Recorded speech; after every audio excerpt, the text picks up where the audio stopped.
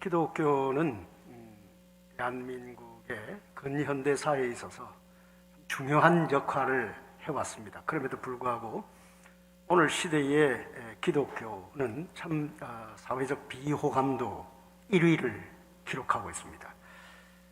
사실 작년 5월 달에 갤럽이 조사한 바에 따르면 기독교가 우리나라 종교 구성 비율의 첫 번째입니다. 그런데 비호감도도 첫 번째입니다. 우리 기독교인들이 굉장히 이 사회에서 신앙적 정체성을 드러내는 것을 이제는 숨기려 합니다. 기독교는 사실 대한민국이 처음 세계를 향하여서 문을 열게 되어지고 또 어려운 가운데서 국가관이나 민족관이나 이런 것들을 기독교 신앙의 내면적 가치를 따라서 민족의 선각자가 되고 나라를 세우고 또 일제 때나 이런 모든 일들의 참 지도자로서 그런 역할을 해왔는데 오늘날 교회와 신자들은 신앙적 정체성을 드러내기를 꺼려합니다. 부끄러워합니다. 그러나 여전히 기독교는 한국 제1종교로서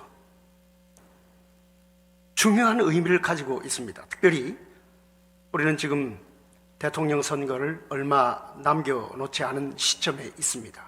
지금 보면 외교, 안보, 국방, 경제, 교육 등 전방면에 걸쳐서 위기가 아니라고 말할 수 없지 않겠습니까? 이런 가운데에 기독교회와 신자는 어떻게 해야 하는가 하는 것이 우리 고민입니다. 아니, 무언가 좀 우리 마음속에는 다 그런 기독교에 대한 자긍심을 가지고 있는데 사회적 비호감도 이거를 생각하면 위축되고 그래서 뭔가 말할 게 있어도 말하지 못하는 이런 가운데에 제일 걸림돌이 되는 것이 정교분리의 원칙 이겁니다. 정교분리의 원칙. 그래서 우리가 이 정교분리의 원칙과 관련해서 우리 기독교인들이 교회가 좀 더 이 대한민국의 근현대사를 돌아보면서 자긍심을 가지면서 또 여전히 민족의 선각자로서 우리의 내면적 신앙적 가치를 가지고 국가관, 민족관 또 이런 것들을 또 이렇게 말할 수 있어야 되지 않겠습니까? 그래서 이런 내용을 좀 말씀드리고자 합니다.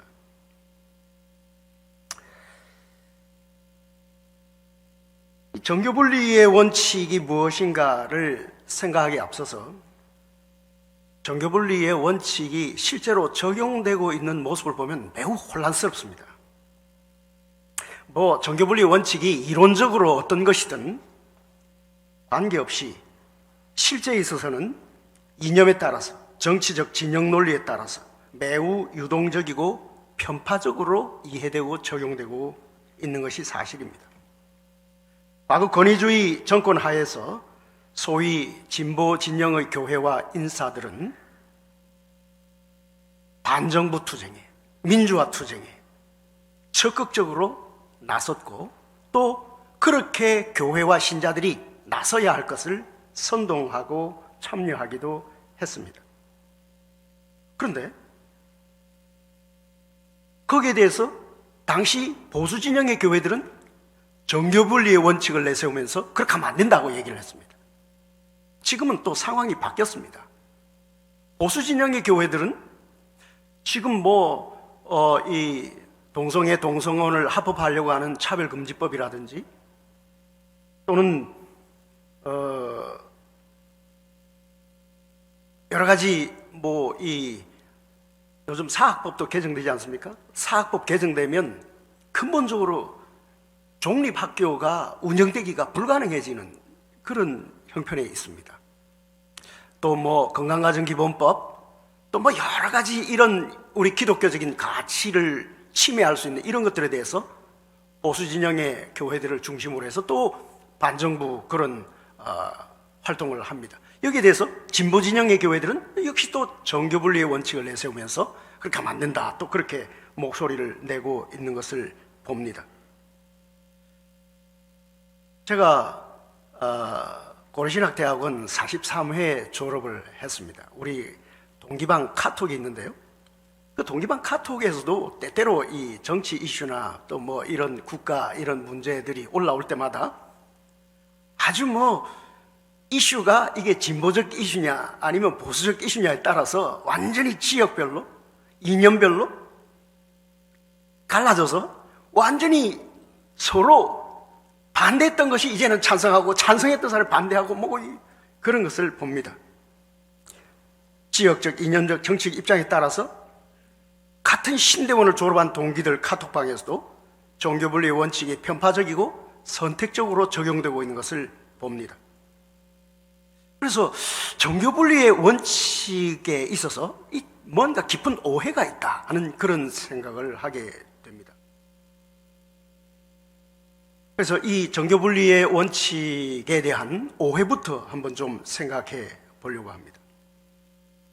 일반적인 오해는 목사는 설교에서 오로지 성경의 복음만 설교해야지 세속 정치에 관한 것을 설교해서는 안 된다거나 교회는 신령하고 영적인 일에만 관심을 기울여야지 이를 벗어나서 세속 정치나 정부 정책에 목소리를 내거나 관여해서는 안 된다.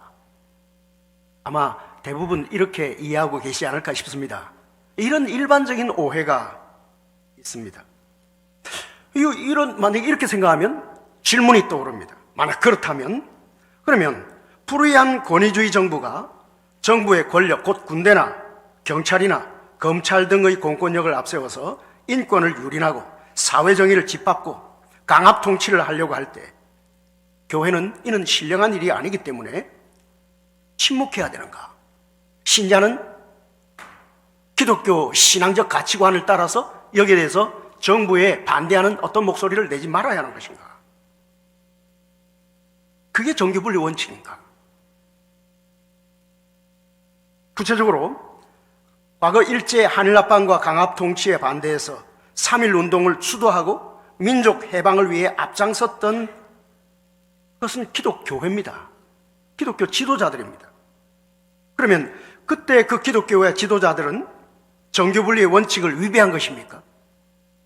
신사참배는 국민의례에 해당하는 것이므로 이는 교회의 신령한 일에 관한 것이 아니기 때문에 국민으로서 순종해야 한다는 정부의 강요에 대해서 목숨을 내걸고 반대에 앞장섰던 기독교회 그리고 주기철 손양원 목사님 같은 그런 지도자들은 잘못한 것입니까?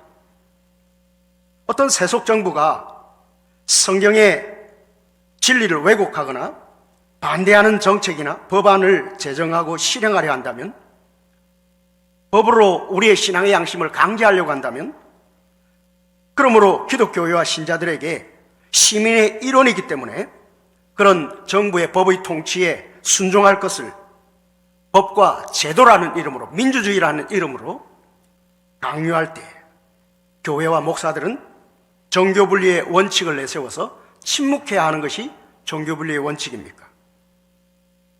혹은 좌우를 떠나서 반정부 투쟁을 하다가 정부의 탄압을 받아서 건강이나 경제적으로나 가정적으로나 어려움을 겪는 사람들과 가정들을 교회가 선한 사마리아인의 경우처럼 보호하고 돌보아주는 것은 종교분리 원칙에 어긋나는 것입니까? 오늘날 소위 진보 정권이 동성애 합법화를 담고 있는 차별금지법이나 평등법 제정, 공립학교에서 종교교육을 금지할 수 있는 학생인권조례 제정, 기독학교의 정체성을 해체시킬 수 있는 사학법 개정과 같은 반성경적, 반신앙적, 반기독교적 정책이나 법안을 소위 보편적 가치인 평등, 인권 이런 명목을 내세워서 추진하려고 할 때도 목사는 교회에서 이와 관련한 설교를 해서는 안 되고 기독교회는 침묵을 지키는 것이 종교의 분리의 원칙인 것인가? 보다 근본적으로 정부와 기독교 간의 이해관계가 대립될 때 교회는 어떻게 해야 되는가? 현재 코로나19가 대유행하는 가운데 정부가 방역 패스트 등과 같은 방역 정책으로 법의 힘을 빌어 교회의 집회를 규제하고 예배의 자유를 제한하는 경우에 그것이 과도하다고 여겨 교회의 자유를 지키기 위해서 항거하는 교회들은 정교분리의 원칙을 위배하는 것인가? 도대체 이런 경우에 우리는 정교분리의 원칙을 어떻게 적용해야 하는 것인가? 만일 정부가 국가 국정 운영을 안보와 국가 정체성의 위기를 가져올 수 있는 방향으로 몰아간다면, 그러니까 나라가 위태롭게 되는데도 교회는 그럼에도 정교분리 원칙 때문에 침묵해야 하고, 그것이 옳은 것인가? 그래서 이런 이 정교분리가 목사는 설교에서 정치에 관한 것을 설교해서는 안 된다. 교회는 세속적인 일들에 관여해서는 안 된다. 이렇게 생각을 한다면 이런 문제들이, 이런 질문들이 떠오르게 되는 것입니다. 그래서 정교분리에 대해서 한번 이해를 해보면, 정교분리는 우리나라 헌법에 규정되어 있는 헌법 정신이기도 합니다. 대한민국 헌법 제20조는 2항으로 구성되어 있는데 다음과 같습니다. 모든 국민은 종교의 자유를 가진다. 국교는 인정되지 아니하며 종교와 정치는 분리된다. 이처럼 대한민국 헌법 정신이기도 한 정교분리라는 말은 미국 헌법이 만들어지던 당시 미국적 상황에서 처음 사용되기 시작했습니다. 미국 헌법 수정 1조에는 교회와 국가의 분리라는 말이 담겨 있으며, 이는 유럽 대륙의 국가들과 달리 국교를 인정하지 않는다는 것을 말합니다. 미국 독립 당시 개신교 종파가 참 많았죠. 또 여러 주들이 있었습니다. 여러 종파들과 주들이 다 함께 힘을 합쳐서 영국과의 독립전쟁을 치르게 되고, 그리고 그 전쟁에서 승리한 후 미국은 국교가 기독교인 영국의 상황과 달리 개신교 안에서도 특별히 우위를 차지하는 교파 없이 많은 교파들이 난립하고 있는 가운데 어느 한 교파를 국교로 정할 수 있는 형편이 아니었습니다. 또 나뉘어져 있는 여러 주들을 단합하게 해야 할 필요가 있는데, 그때 어떤 종파, 한 종파를 국교로 할 경우 다른 교파가 배제되므로 이런 단합에 문제가 생기고 사회 분열의 문제가 발생하기 때문에 이를 방지하기 위해서 헌법에 어떤 교파도 국교가 될 수 없고 국가로부터 특혜를 받을 수 없도록 종교 간 평등권의 관점에서 정교분리를 명문화하게 된 것이었습니다. 그러나 이런 미국의 정교분리는 종교와 정치의 완전한 분리를 의미하는 것은 아니었습니다. 이는 지금도 미국 대통령이 취임식에서 성경에 손을 얹고 선서하는 모습과 미국의 기독교와 또 기독교 단체들이 미국 사회에서 정치적으로 중요한 위치를 차지하면서 여러 가지 정치 문제에 자유롭게 발언하고 개입하고 있는 것에서 볼 수 있습니다. 그러므로 이런 미국의 정교분리는 완전한 정치와 종교의 분리, 곧 정치와 종교의 비우호적 분리, 이거를 강성분리 이렇게 말을 할 수가 있습니다. 강성 종교분리라기보다는 종교와 정치의 우호적 분리로서의 연성 종교분리라고 할 수 있을 것이고, 이것이 우리 헌법이 규정하고 있는 종교분리의 정신이기도 합니다. 그러니까 종교와 정치가 어떻게 완전히 분리되겠습니까? 연성 종교분리로서 종교분리의 의미는, 첫째, 국가는 개인의 내면적 신앙에 대해서 간섭할 수 없다는 것으로 국가의 종교적 중립성 또는 국가의 비종교성을 의미하는 것이며, 둘째, 국가는 특정 종교를 정책적으로나 재정적으로 지원해서는 안 된다는 것으로 종교적 비편향성 또는 종교적 평등성을 의미하는 것이며, 셋째로는 정치와 종교는 각기 고유한 주권의 영역이 있으므로 정치가 종교의 자유를 침해해서는 안 되고 종교가 정치 수단화되어서는 안 된다는 것으로 정치와 종교의 영역 불가침성을 의미하는 것이다. 이렇게 이해할 수 있을 것 같습니다. 그런데 혹자는 종교분리의 원칙이 마치 교회와 정치가 분리된다는 식으로 왜곡 이해하므로 교회가 정치적 문제에 침묵하는 것이 미덕이고 옳은 것처럼 인식하고 있다. 그러니까 강성 종교분리를 종교분리의 원칙으로 일반적으로 이해하고 있다는 말입니다. 그러나 종교분리의 원칙을 이처럼 마치 교회가 정치에 대해 관심을 가지거나 관여해서는 안 된다는 식으로 이해하는 것은 종교분리의 원칙을 오해한 것이라 하지 않을 수 없습니다. 오히려 성경은 교회는 사회적 공공성을 가지는 것을 말하고 있습니다. 교회는 세상에서 순기능을 해야 될 것을 말하고 있습니다. 성경은 그것이 교회의 사명임을 말하고 있습니다. 오히려 성경은 이런 교회의 사회적 공공성, 사회적 순기능을 적극적으로 행사할 것을 권면하고 있습니다. 예컨대 성경은 교회가 세상의 빛과 소금의 역할을 감당해야 한다고 말하고 있는 것입니다. 또 종교개혁자들은 그리스도의 삼중직을 말하면서 이 삼중직을 교회와 신자들에게 적용했습니다. 곧 교회와 신자는 세상의 왕이요, 선지자요, 제사장의 직무를 감당해야 한다라고 말한 것입니다. 이런 성경 가르침과 기독교적 이해의 바탕 위에서 볼 때 교회와 신자는 사회에 공의와 공공선을 세우고 사회적 고통과 아픔을 함께 감당하고 위로하는 일에 적극적으로 기여함으로 사회적 선한 영향력을 나타내는 것이 마땅하다 할 것입니다. 이러한 교회의 대사회적 기능을 우리는 교회의 공공성이다 이렇게 말할 수가 있을 것입니다. 요즘 공공신학 이런 말들도 많이 쓰고 있습니다만, 그러므로 종교분리는 특정 종교단체와 공권력의 정책적 유착을 금지하는 것이지 교회가 세상에 대해 갖는 이런 사회적 순기능 곧 교회의 공공성을 배제하려지 하는 것이 아니다라는 것입니다. 교회는 정치를 포함한 사회의 빛과 소금 역할을 하여야 하는 사명을 가지고 있으며 우리 헌법이 말하는 종교분리 또한 본질적으로 이런 종교의 사회적 순기능과 공공성을 배제하기 위한 것이 아니라고 생각합니다. 헌법은 종교의 사회적 순기능과 공공성을 배제하는 것이 될 수 없습니다. 그럼에도 공적 영역에서의 종교의 사회적 순기능과 공공성마저도 완전히 박멸하자거나 시민사회 영역에서도 종교적 영향력을 소멸시키는 것이 마치 종교분리의 원칙을 실현하는 것인 것처럼 오도되고 있는 현실은 바로잡을 필요가 있어 보입니다. 그러면 교회와 신자는 어떻게 정치 참여를 해야 할 것이냐? 이렇게 볼 때 종교분리는 종교가 국가나 정치로부터 절대적으로 분리하는 그런 의미를 갖는 것이 아닙니다. 종교는 정치로부터 절대적으로 초월해 있거나 분리되어 존재할 수 없습니다. 그렇다고 어떤 종교나 종파가 자신의 종교적 신념이나 가치를 국가 정치에 실현하려고 그렇게 해서도 안 됩니다. 이런 점에서 기독교 정당은 기독교인들이 시민의 자격으로 정치단체로 추진하고 개인의 차원에서 가입하는 것은 가능하지만 교회가 직접 기독교 정당을 창당하거나 또는 교회의 이름으로 정당에 참여하거나 교회의 이름으로 특정 정당 혹은 후보자를 지지해서는 안 됩니다.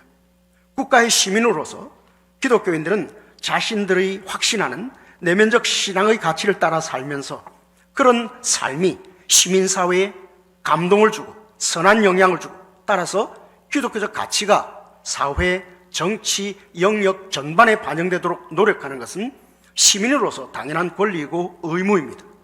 기독신앙을 가진 시민의 일원으로 기독교 정당이나 기독교 시민단체에 참여하는 것 또한 기독교 정당에 가입하여 활동하거나 기독 시민단체에 가입하여 활동하는 것은 기독 시민으로서 신자들 개개인의 자유이고 권리이고 또한 권장할 만한 옳은 일이라고 할 것입니다. 그와 같은 정당 활동과 시민단체 활동을 통해 시민으로서 신자의 신앙이 사회에 선한 영향력을 주고 그러므로 국민들 개개인의 내면의 감동과 변화를 일으키는 방식으로 교회와 신자는 정치에 참여해야 합니다. 그러나 그럼에도 교회나 교단이 자신들의 신앙적 신념을 정치적으로 실현하기 위한 수단으로 자신들에게 속한 신자들에게 정치 단체에 참여할 것을 요청하거나 명하는 일을 해서는 안 됩니다. 이런 점에서 제 개인적으로는 정광훈 목사님이 주도하는 그런 기독교 정당은 지지하기 어렵고 비판의 소지가 있다고 생각합니다. 파수꾼으로서 교회의 공공적 의무와 정치 참여. 사람들은 누구나 다 행복하게 살고 싶어 합니다. 국가는 기본적으로 국민들이 행복하게 살게 해주기 위해서 있고 그것이 정치의 목적입니다. 정치의 궁극적인 목적은 나라가 평화롭고 행복한 공동체가 되게 하는 데 있습니다. 어떤 나라가 행복한 나라입니까?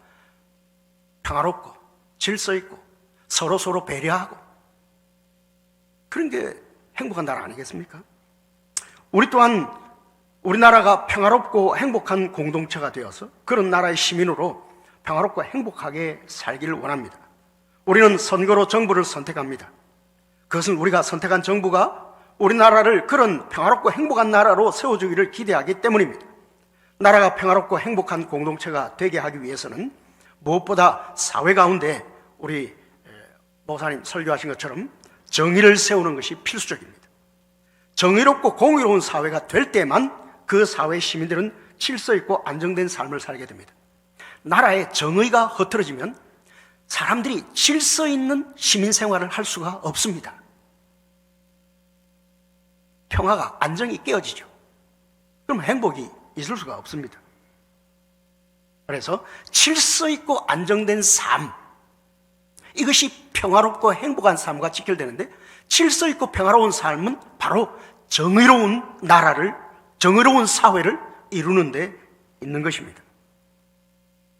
그래서 평화로운 삶과 질서 있는 사회는 불가분리의 관계에 있습니다. 그러므로 정치는 국민들의 평화롭고 행복한 삶을 위해서 사회가 안정되고 질서 있는 공동체가 되도록 사회 정의를 세우는데 힘써야 하고, 정부 정책의 목표는 공동체 유지를 위한 사회의 공공선을 추구하는 것에 우선순위를 두어야 합니다.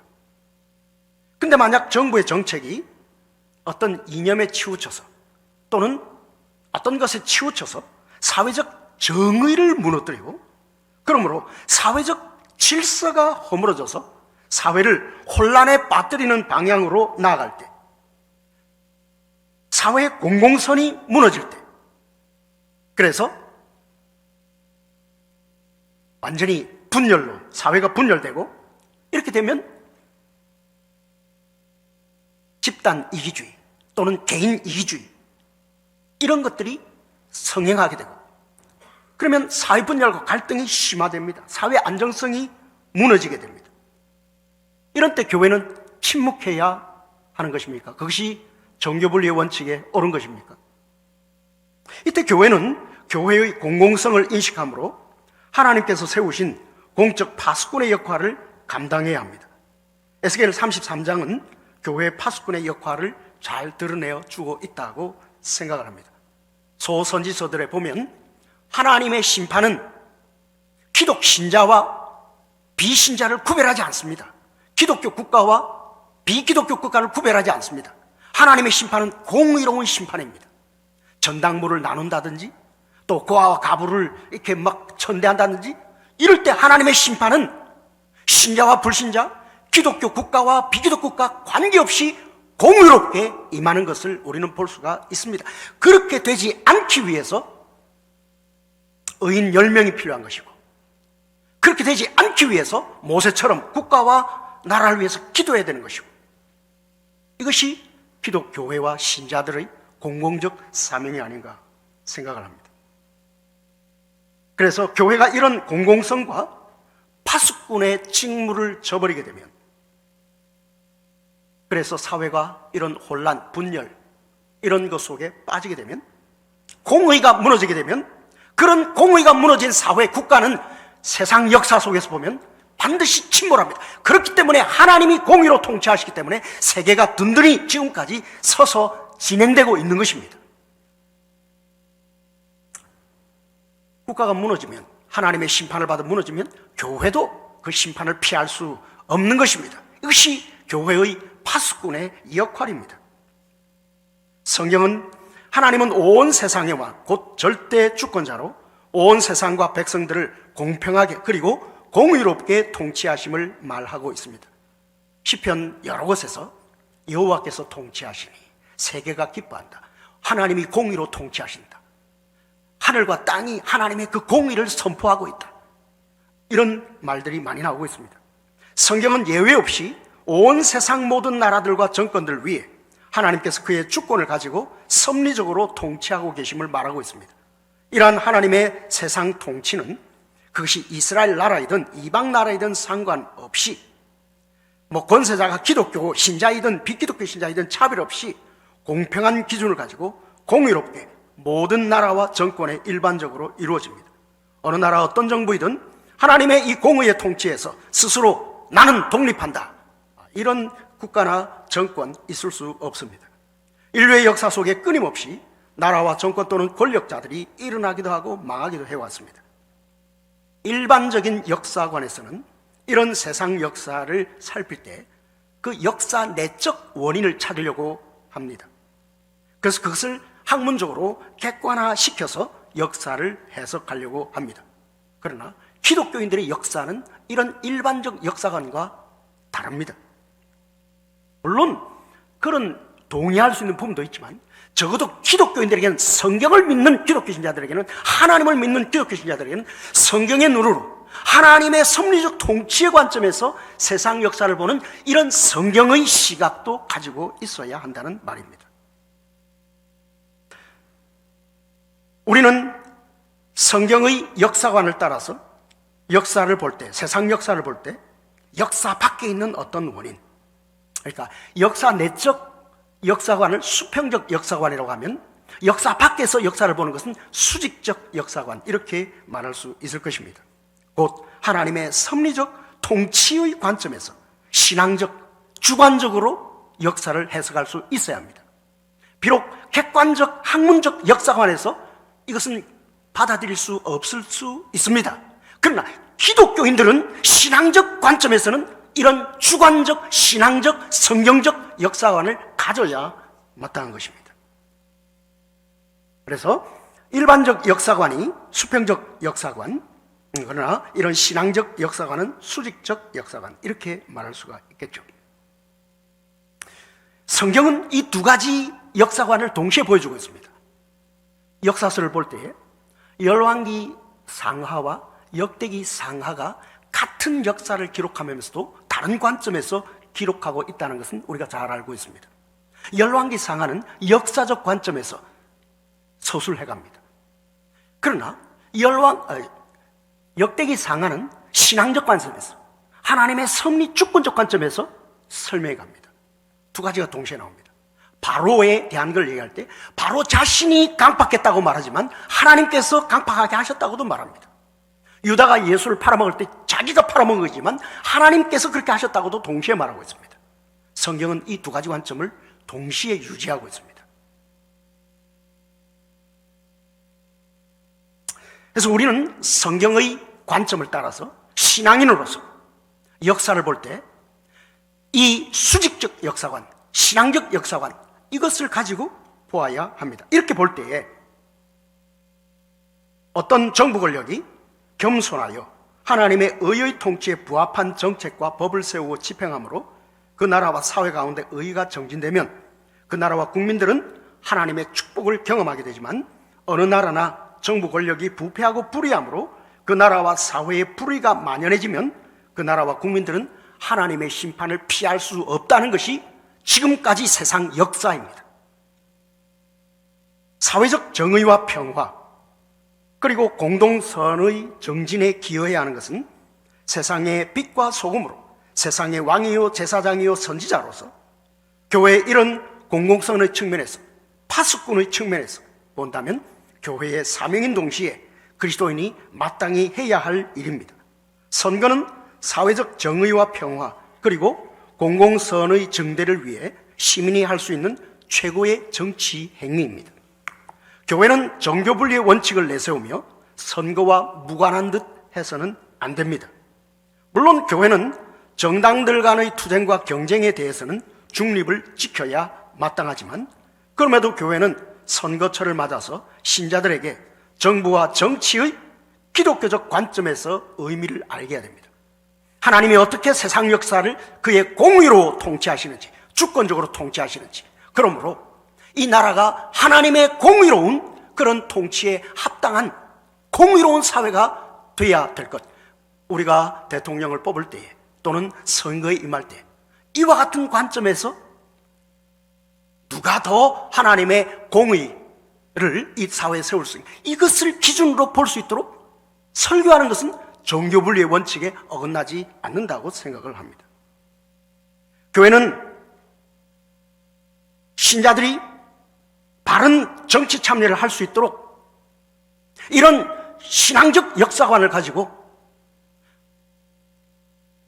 오래전에 민족의 선각자로서 역할을 했던 우리 한국 교회와 지도자들의 모습을 생각하면서 이 혼란스러운 시기에 교회는 국가의 시민인 기독교 신자들에게 이런 신앙적 역사관의 관점에서 또 정치 참여를 할 수 있도록 가이드를 제시해 주어야 되지 않겠습니까? 목사가 그걸 설교하지 않으면 교인들은 어디서 그것을 배우겠습니까? 교회는 당연히 대통령 후보자가 기독교 신앙과 가치관을 더 존중해주는 사람이 대통령으로 당선되기를 바라겠지만은, 그러나 그럼에도 불구하고 교회는 신자들이 후보자가 기독교 신자이기 때문에 지지해야 된다고 말해서는 안 됩니다. 그보다는 공의롭고 질서 있는 사회를 위해 바른 정책을 추구할 수 있는 후보자를 선택할 수 있도록 교회는 가르쳐야 합니다. 그러므로 대통령 후보들이나 정당들 그리고 정치인들이 이 나라와 사회가 더욱더 질서 있고 평화로운 나라와 사회, 공동선이 추구되는 그런 나라와 사회가 되기 위해서 더 정의로운 사회로의 변화를 위해 매진할 수 있도록 기독 시민으로서의 권리와 자유를 행사할 수 있도록 해야 합니다. 사회가 더 정의롭고 질서 있게 될 때, 평화롭게 될 때, 그때 비로소 교회의 종교적 독립성과 자율성도 더 잘 보장될 수 있다고 생각합니다. 기독교회와 기독교인의 진정한 영성의 능력은 세상, 정치 이런 걸 떠나서 오로지 성경 보고 말씀 듣고 기도하고 이런 데만 있는 것은 아니고, 오히려 세상 속에서 세상을 변화시키는데 기독교의 진정한 영성이 있다고 생각을 합니다. 이상으로 마치겠습니다. 감사합니다.